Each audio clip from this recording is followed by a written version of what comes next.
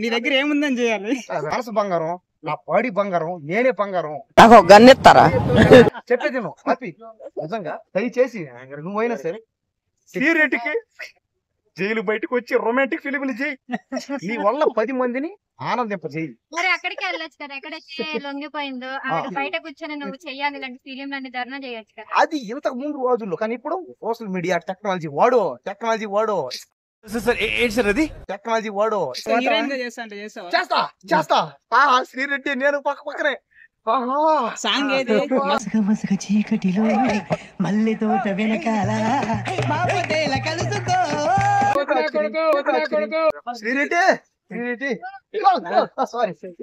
శ్రీరెడ్డిని ఊహించుకుంటున్నా.